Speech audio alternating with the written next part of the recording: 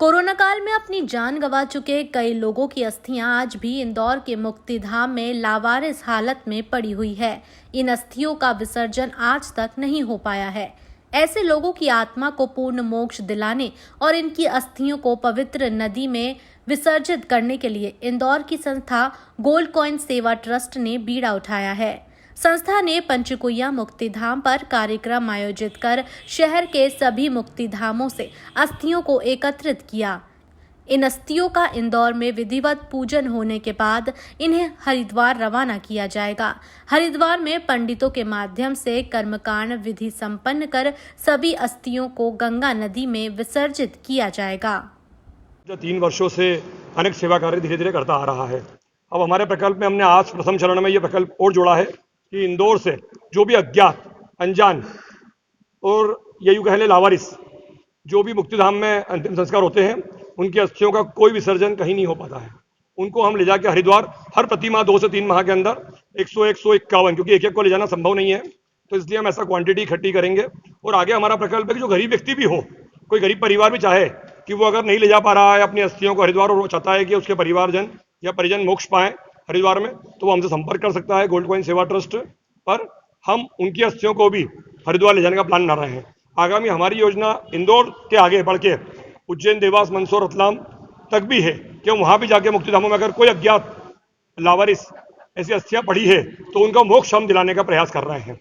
मुक्तिधाम पर आयोजित कार्यक्रम में शामिल होने के लिए इंदौर के सांसद शंकर लालवानी और पूर्व मंत्री सज्जन सिंह वर्मा भी पहुंचे, जिन्होंने सभी ज्ञात और अज्ञात लोगों का पूजन अर्चन किया। इस कार्यक्रम के बारे में जानकारी देते हुए सांसद शंकर लालवानी ने कहा कि गोल्ड कॉइन संस्था बहुत ही नेक काम कर रही है। अस्थियों के गंगा जैसी पवित्र नदी में विसर्जन सभी आत्माओं को मोक्ष मिलेगा।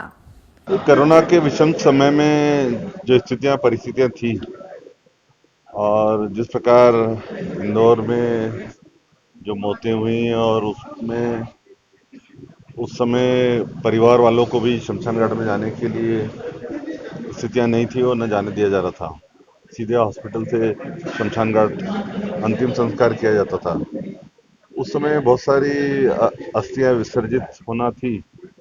अब समस्या ये आती है कि उस समय परिवार के लोग थे नहीं, किस व्यक्ति की किसकी अस्थि है, ये बहुत ही मुश्किल था। गोल्ड कॉइन जो हमारा ट्रस्ट है, जो सेवा के कार्य में कोरोना में भी लगा रहा, हमने देखा कि उस समय उन्होंने बहुत सारी सेवा का कार्य किया, भोजन, घर, दवाई, हर प्रकार से। उन्होंने तो यहाँ तक कहा था कि किसी को किसी प्रकार की भी समस्या हो हमें बताया, हम तैयार हैं। तो ऐसा संगठन था, उन्होंने उस विषम परिस्थिति में काम किया। उस परिस्थिति से हम उभरे हैं। लेकिन जो ये आज 101 अस्थियों का विसर्जन हरिद्वार में जाके कर रहे हैं, बहुत ही पुण्य का काम है। हमारे शास्त्रों में कहा गया है कि हरिद्वार में इसका विसर्जन होना चाहिए।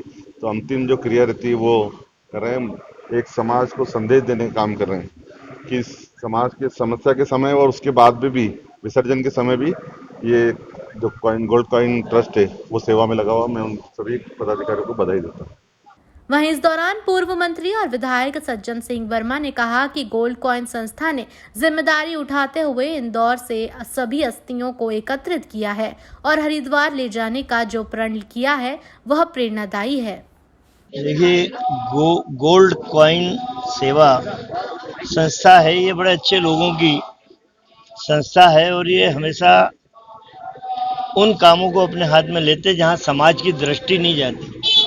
वो अनभिज्ञ लोग जो मौत के मुंह में समा गए, जिनको मोक्ष दिलवाने के लिए कोई नहीं है, उसको मोक्ष दिलवाने के लिए खुद उन अस्थियों का यहाँ पे एकत्रित करके खुद हरिद्वार लेके जाते हैं ताकि तर्पण के माध्यम से उनको सही मोक्ष मिल जाए दिवंगत आत्माओं को। ये परोपकार का काम है। ये इसमें इन्हें कोई प्रसिद्धि नहीं चाहिए, इन्हें ऐसा कुछ भी नहीं चाहिए।